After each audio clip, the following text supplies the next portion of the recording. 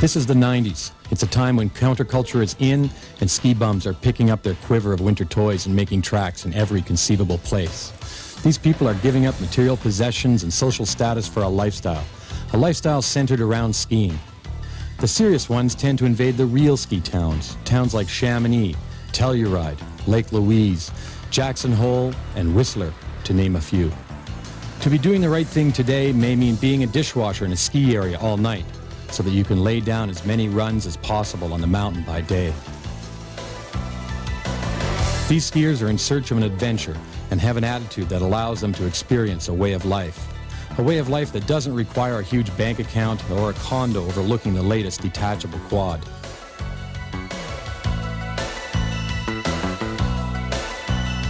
People who think the only goal of a ski racer is winning are overlooking the obvious fact that it means being able to ski all year round. And the ones hanging up their boards after training are not likely the ones who are winning races. When training is over, where do you think we'll find these modern-day gladiators? Or being an alpine extreme skier. It's not the sponsorship contracts, the press meetings, or the hyped-up image. It's the exhilaration of being on the edge. All we wanted to do in this movie was catch up with a few of these ski bums, visit their towns, or take them with us to some wild, unknown ski places, and basically see what's happening in the ski scene and tell a few tales from the snow zone.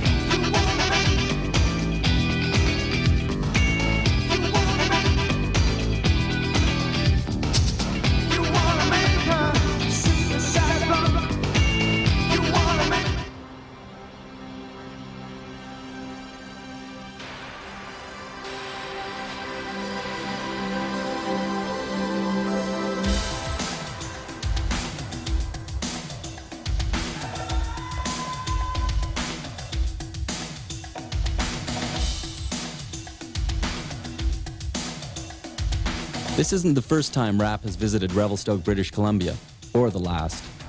Last year we came to Revelstoke to film, and we were overwhelmed by the awesome size of the area that the helicopters access for skiing. By the time we left, we thought we had seen it all after 3 weeks of skiing almost every day. But the skiing was so great, we decided that even though we had been here before, we should check it out again. What surprised us was that we didn't end up retracing old tracks, but spent the entire time skiing runs we never even knew existed. That's what heli skiing in Revelstoke is all about. Excess. More than enough. Too good to be real.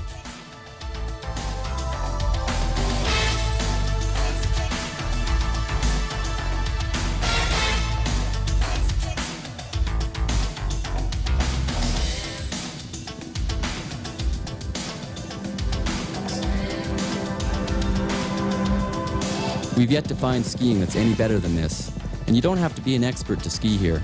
If you can make solid parallel turns, you can experience this kind of skiing. This is deep powder helicopter skiing in the Selkirks and the Monashees.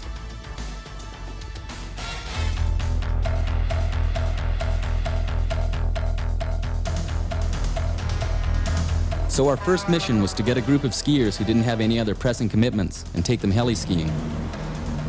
When it comes to skiing at Selkirk Tangiers, Kristen Ulmer will never have any pressing commitments. Kristen has taken the live-to-ski lifestyle to the max. She would go to just about any limit in search of a new adventure.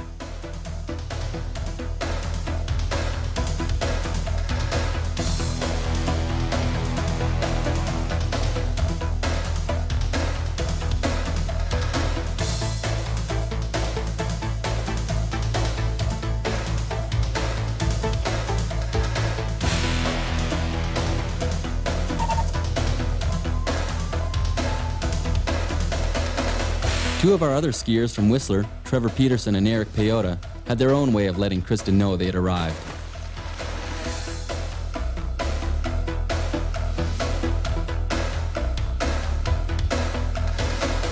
Trevor and Eric are used to skiing first tracks in the backcountry, but without the luxury of a helicopter, so we knew they'd appreciate being here.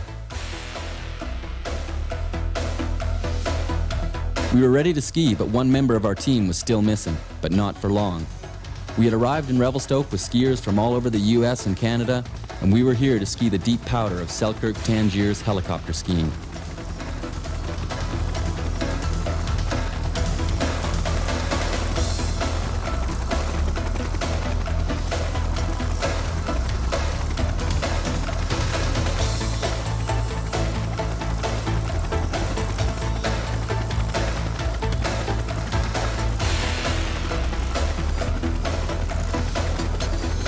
When the rap crew shows up here, we tend to turn up the volume.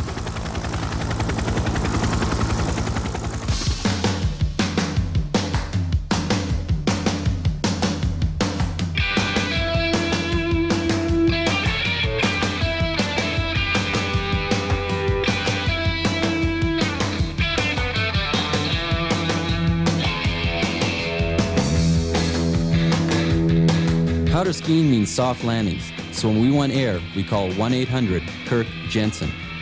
He lives in Lake Louise and decided to fly in for a few weeks of helicopter skiing.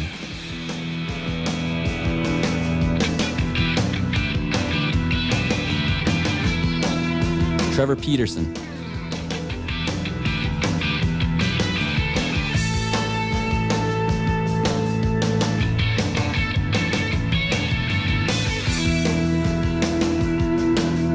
Darren Johnson from Tahoe, California, called us up and said if we needed a powder skier, he was our man. This was his first taste of British Columbia deep. Eric Pehota.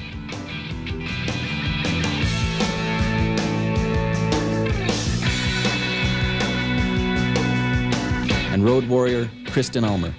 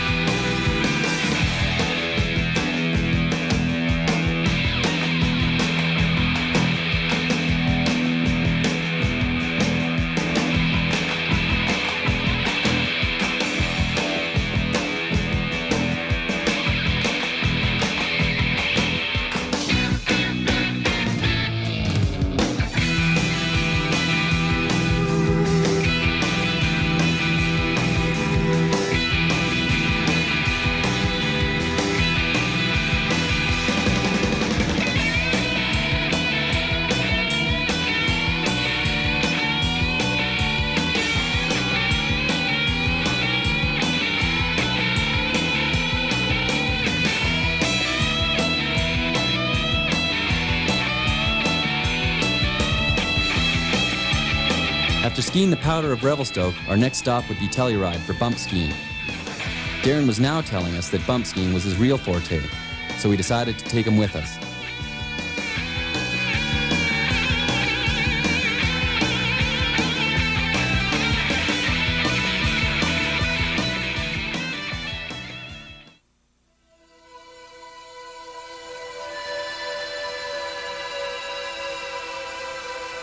Telluride, Colorado.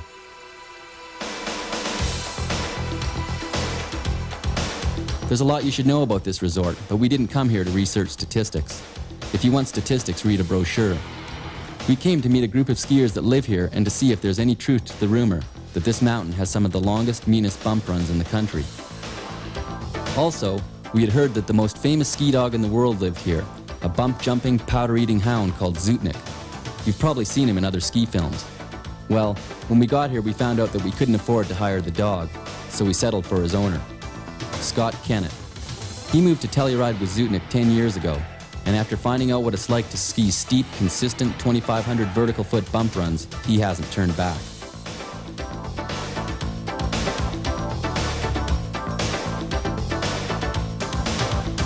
Darren knew he was on to something traveling around with the rap film crew, but we were wondering if he could live up to his word. As it turned out, he wasn't kidding.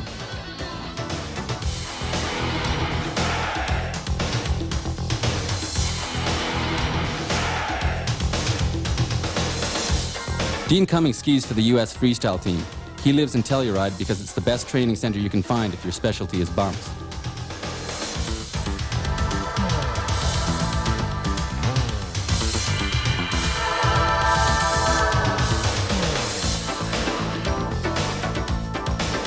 And Jenny Albin, another U.S. team member. She was born and raised in this town, so this kind of skiing comes naturally to her.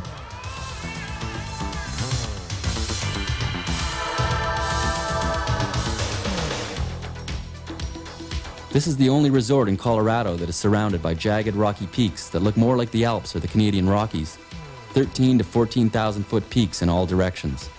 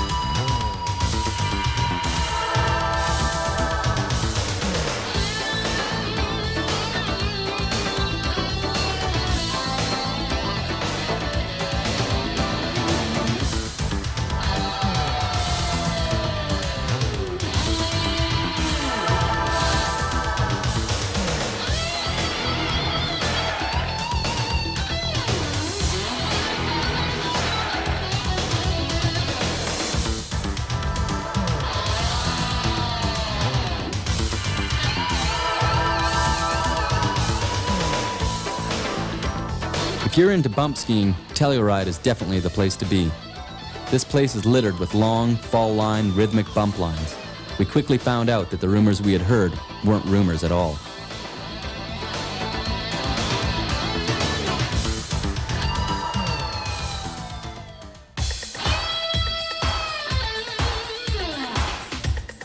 We couldn't seem to shake this guy, Darren Johnson.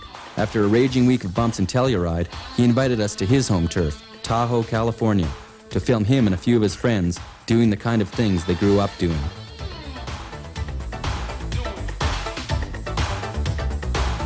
He even offered to bring his dog Oso along. Being a first-time appearance in a ski movie for Oso, he was much more affordable than Zutnik. After all, what's a ski movie without a dog? It was becoming very clear that Darren was trying to make a point here. First powder, then bumps, now steeps. I was beginning to wonder what would be next.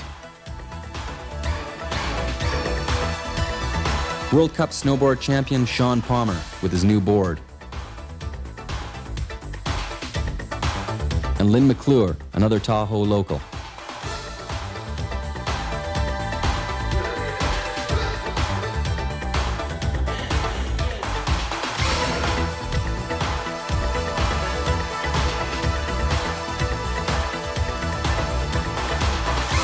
The ski terrain around here is like a giant playground. All kinds of steep chutes, cornices, and rock jumps. The kind of stuff you can push the limit on and turn up the speed without worrying about sliding 1,000 feet to your death if you make a mistake.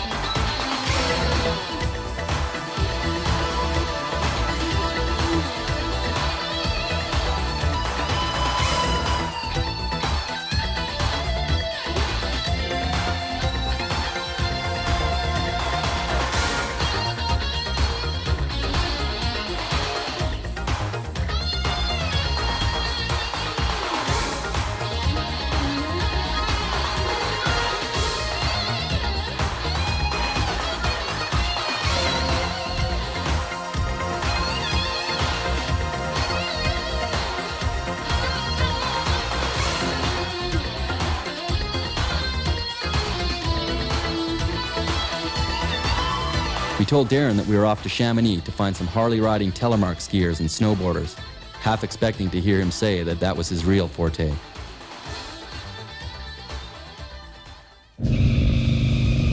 While California was melting into the ocean with the warm spring winds, the conditions were just starting to get great on the other side of the Atlantic. This is Chamonix, France.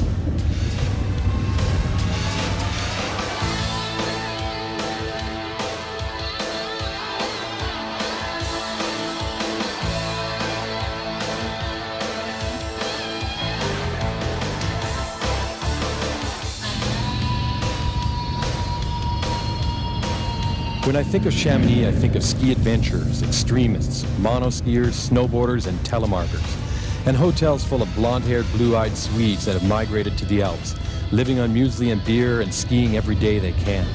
They come to ski the Vallée Blanche and the Bravant, but most of all the local hill at Argentière, 6,000 vertical feet of snow, ice, and rock, the Grand Monte. The Grand Monte and the Aiguille de Midi are two of the highest ski areas in the world. This is a place for ski adventures because the ski areas are massive enough, only partially patrolled, and full of crevasses. This is a ski area for serious skiers and is considered a testing ground for new skiing techniques. It's a mecca for the ski industry because a lot of precedents are set here.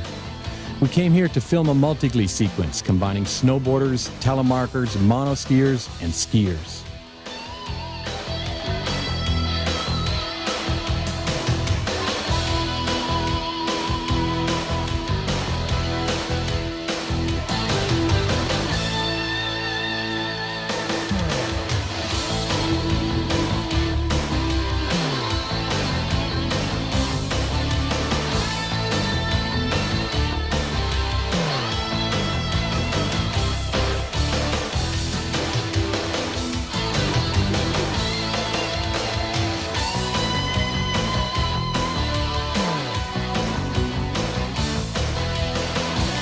The skiers are a combination of Swedish ski bums and French locals who grew up on this mountain.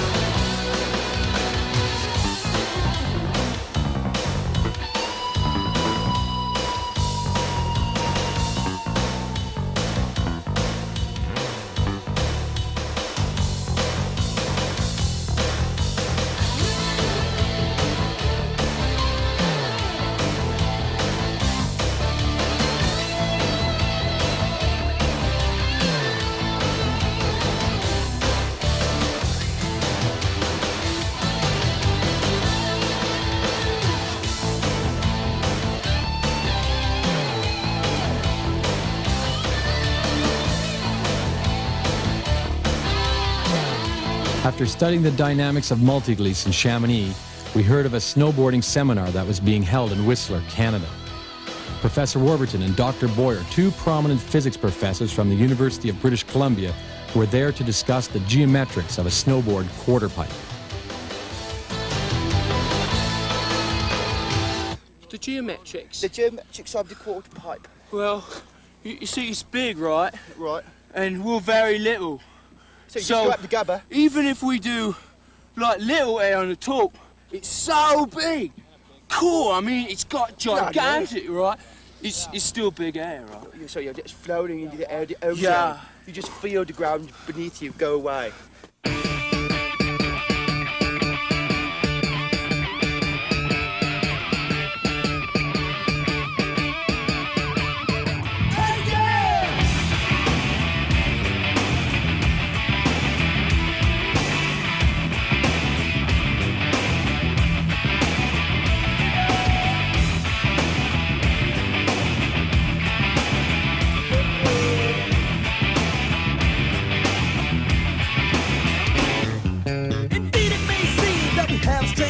But we do it with compassion and don't believe in age. Drive around the world, getting naked on the stage. But the people out of the everyday cave. Oh, we like to think we make a sad man happy. And we like to make proud. Oh, happy is happy. Funky young kings, we sing of truth and soul. We're the modern day brave with one strong hold. Through the world of sound, our bonus is explode. Talking about my buddy, funkin' up feet bone.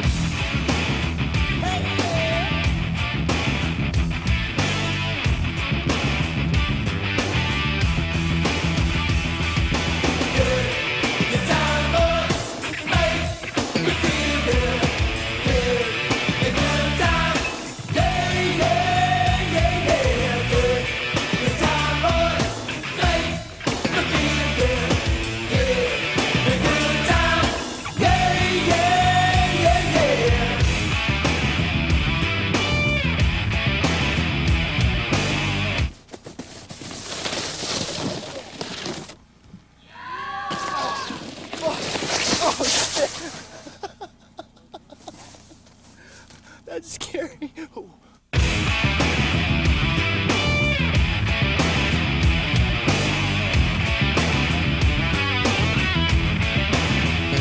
Our devotion to emotion is more than evident to the minds that are open as you we represent. We hope you have enjoyed the time that you have spent. One day the good time boys might just be present. Yeah, a black man head, we're from outer space. I feel you gonna shatter. Every stone cold face. Now you may not know the exact reason why a band commanded attention from the mountains in the sky. Making more than money can buy. Stop and take a listen to the monsters try.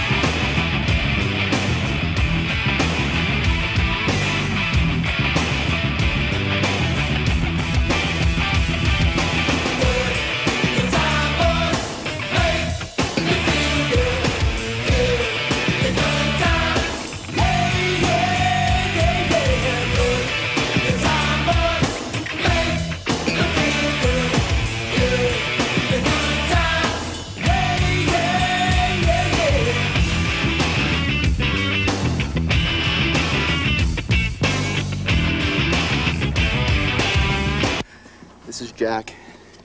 He's for good luck. This is to pick up chicks. That's to be hardcore. This is my stomp pad, Boy George. David Byrne gets me aggro to stomp on his face.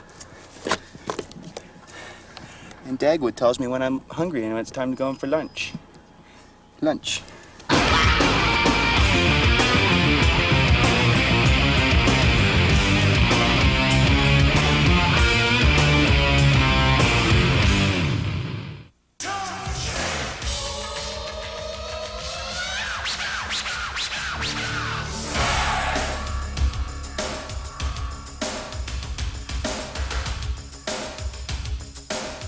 This is the Tantalus mountain range in the Coast Mountains of British Columbia. These mountains can be seen from the top of Whistler 30 miles away. They are much more rugged, dropping steeply down into the Pacific Ocean on the west side. The only reasonable way to get here is by helicopter, a quick 15-minute trip from Whistler.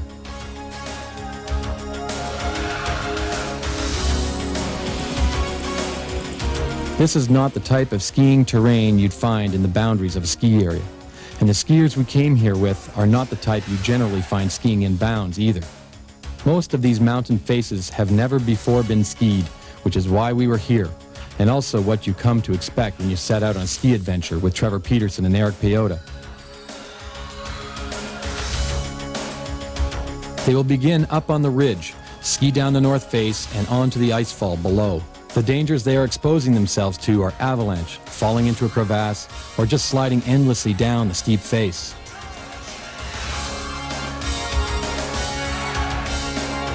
To give them a better feeling of the snow conditions, they stayed on the mountain overnight, so they could see how much freezing would occur. The plan was to get up early and hike into position with the first light, so they would be ready to film when the helicopter arrived with the RAP film crew. These two skiers are quickly gaining recognition as extremists that will challenge any skiable slope. Trevor and Eric have charted new ski routes and have many first ascents to their credit.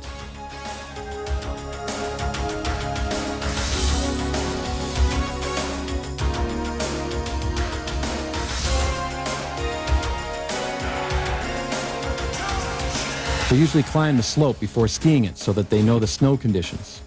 With crampons, ice axes, and ropes if needed, they make their way up the slope they've decided to ski.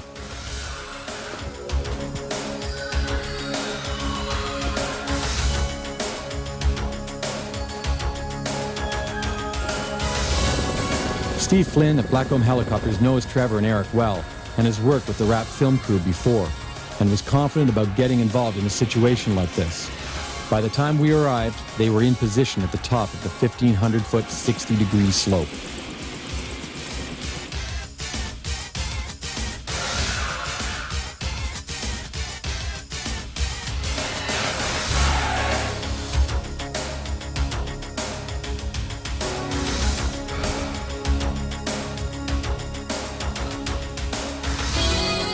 Eric stepped off the ridge with his first turn. The snow was firm and holding his edge.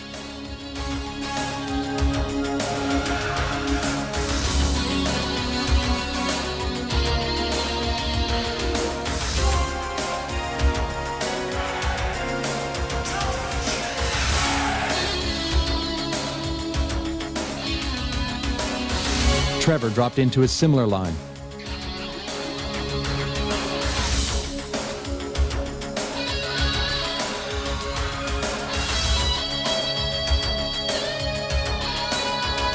Although this looks extremely dangerous, actually it's all relative. Trevor and Eric assess the risk and make a decision based on good judgment. We can't underestimate the steepness of the slopes they ski. Trevor reaches out with his hand and steadies himself on a 60-degree slope.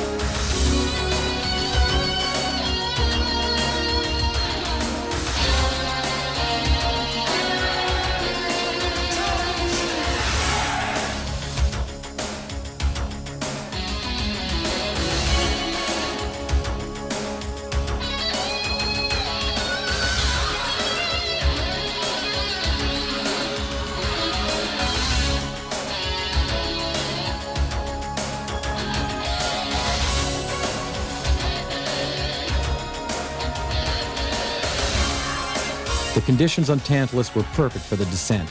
At the wrong time of day or year, this would have been a deadly ski run. Trevor and Eric have another first descent on their scorecard.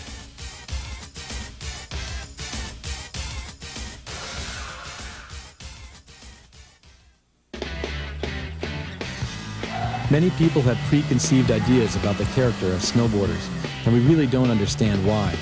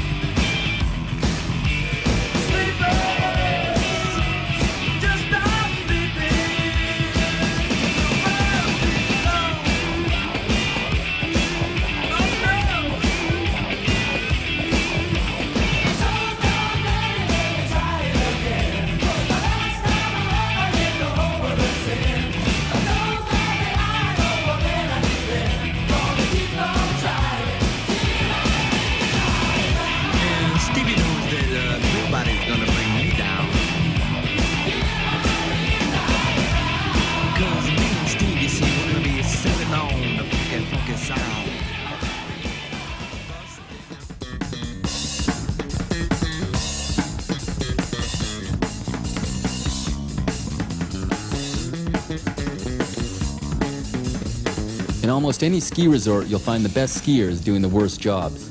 For the true ski bum, real time is measured in free skiing hours, not time working. Martin Bouillon washes dishes. He's what you call a dish pig. But if you live and work in a ski town, being a dish pig is not a bad thing. He works at the base lodge from 4 till midnight, 5 days a week. That leaves 7 days a week to ski. And when he's not spraying, scrubbing, wiping, and drying, he's out on one of the best all-round ski mountains in the world, Lake Louise.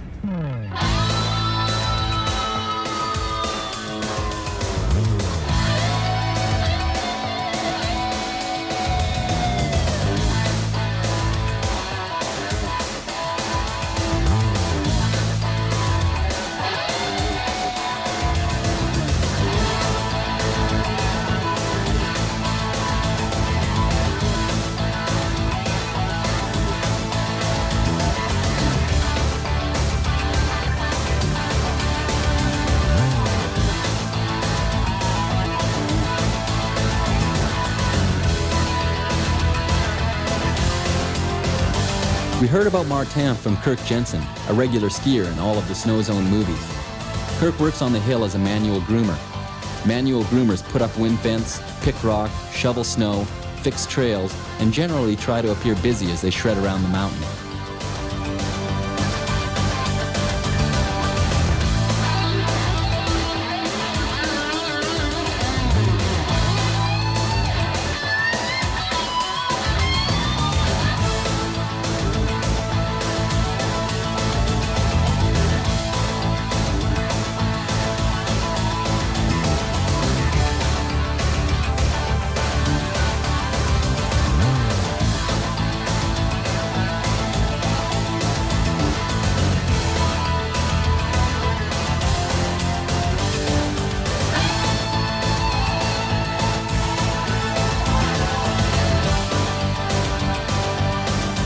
Lake Louise is the kind of hill that appeals to ski bums. It's big enough, diverse enough, and challenging enough to keep your inspiration level up.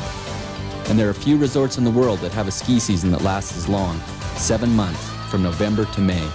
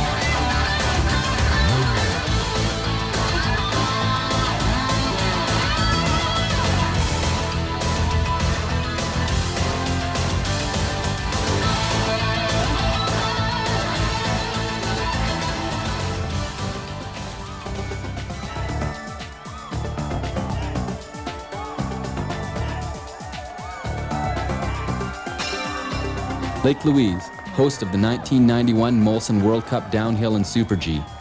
3 days of racing in perfect conditions. Cold, fast snow and clear blue skies. The course, designed by crazy Canuck Ken Reed, was not for the timid. For the first time at Lake Louise, the course started from the top of the summit lift, the highest point of the area, and descended 3,300 vertical feet, the maximum allowable for a new downhill.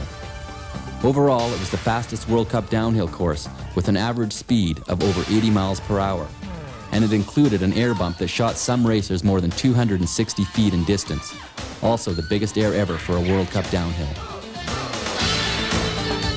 The combination of jumps, hairpin turns, straightaways, bumps, and rolls made this a racer's course as well as a spectator's course.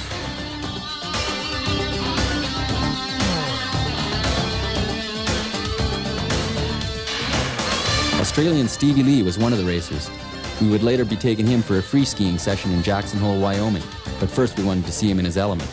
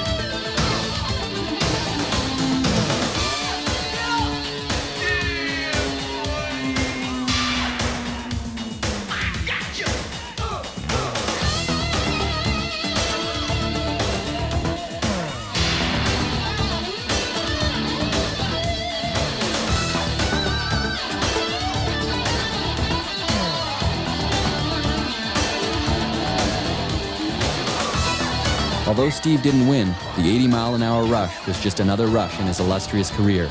Next stop for Stevie was Jackson Hole.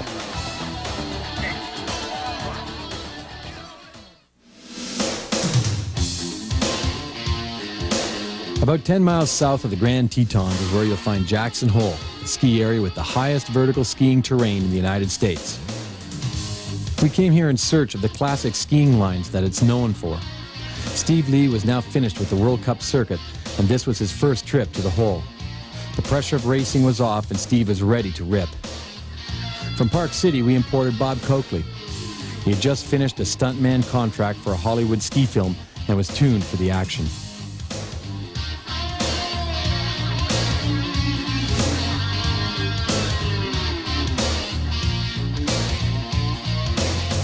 No one comes to Jackson Hole without at least attempting Corbett's Couloir. This has got to be the most filmed ski line in America, and Stevie and Bob started the day by launching in.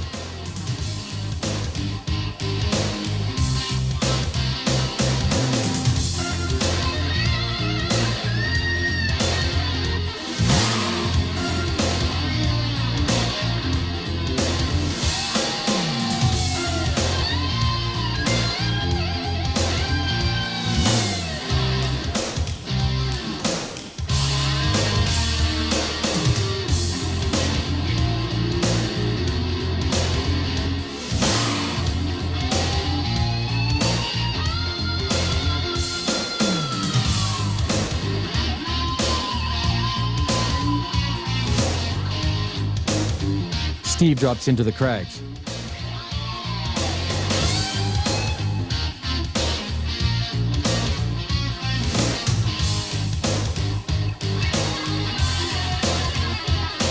Bob takes the first legal turns of the year on Alta Zero. Because of the rocks below and the audience riding the chairlift, the mountain keeps this run closed most of the year. But the great skiing on Zero makes this one of the most poached runs on the mountain. Just don't get caught, or it could cost you your pass.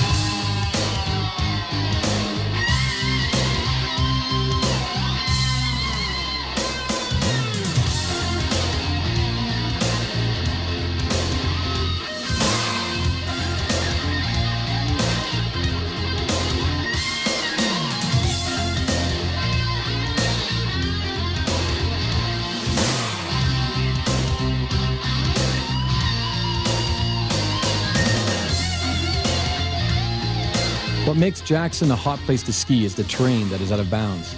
To ski it, all you have to do is check out with the patrol. As long as the conditions are considered safe, Jackson has some of the best off-piste skiing around.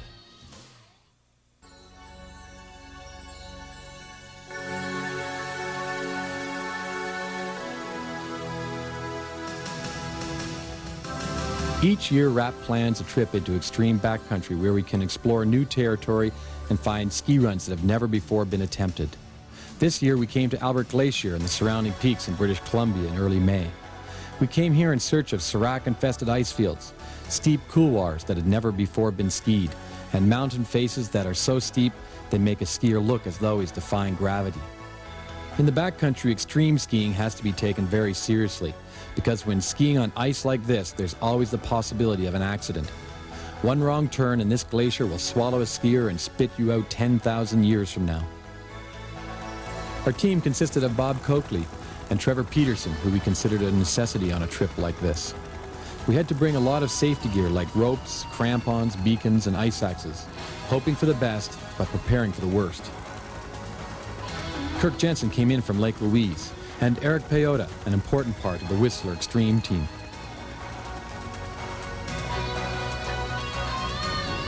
Martin, our dishwasher from Lake Louise, and snowboarders Alex Warburton and John Boyer were also with us. We set up a base camp in nearby Selkirk Lodge, and with our jet helicopter, miles of extreme terrain was accessible within minutes.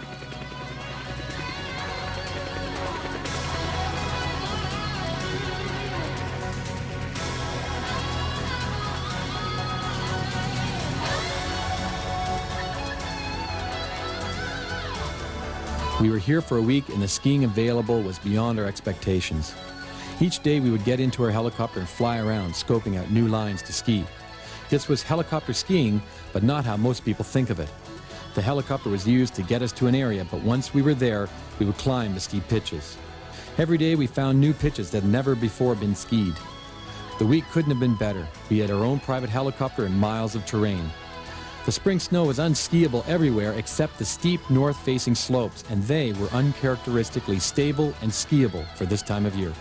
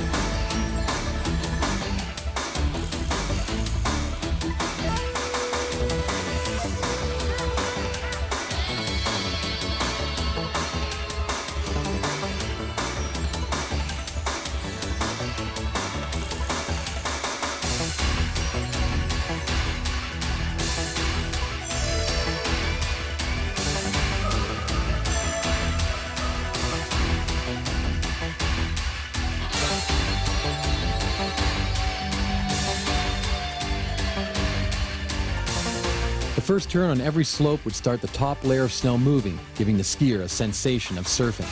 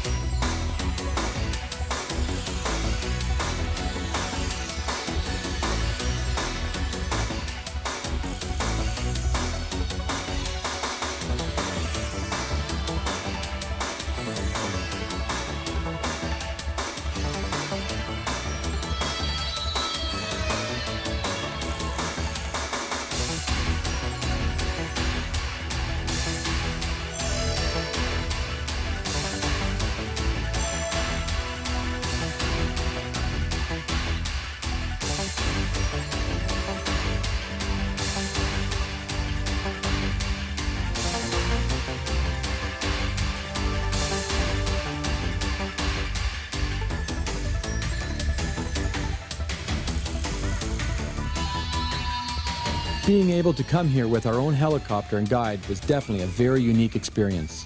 There was nothing to stop us from skiing anything we thought was possible. We felt we had discovered a new type of skiing, heli extreme skiing.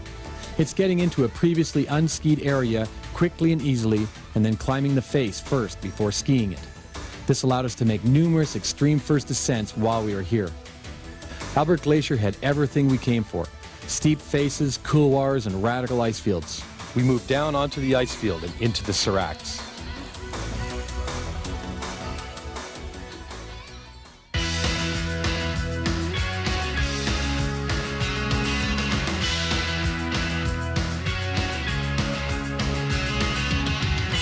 Don't you wonder who's been the one that's strong? It takes me under believing what I'm seeing. I get so tired of watching friends go down. A hungry tiger for all will never begin. Fighting bullets, fighting the cloud.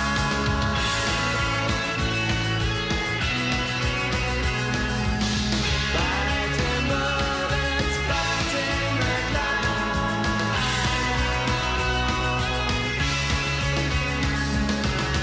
I saw the show, shaking all the babies. Should I believe the parade of clever lies?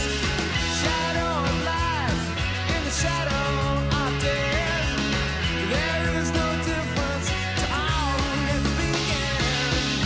Fighting bullets, fighting the cloud.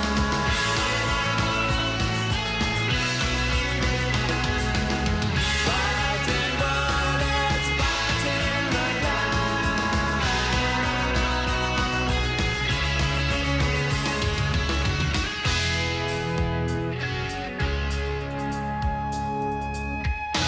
There was a time, there was a way to live, and it's not secret. And it won't come back again. I lose myself like anybody else. I'm not so strong to make it in the end. I need some answers when the day comes crashing down. 'Cause it's all over and there's no one to be found. Fighting bullets, fighting the clouds.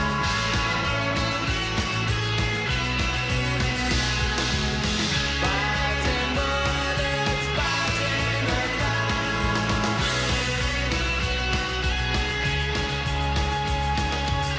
Fighting bullets, fighting the clouds.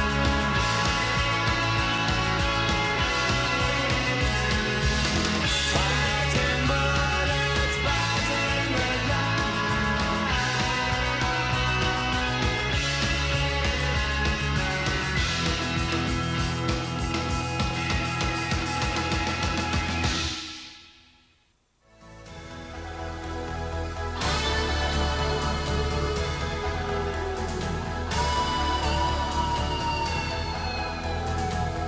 We're often asked where we find the people to ski in our movies, and there's no specific answer to that question. We find them in kitchens, on World Cup downhill race courses. We may read about them in a magazine, or even see them ski by while we're working or skiing on the hill. The fact is, there are lots of people out there living the life of the ski bum. Some of them are good enough skiers or wild enough characters to be in the movies. But for most people, it's not about skiing in movies that counts. It's skiing for yourself.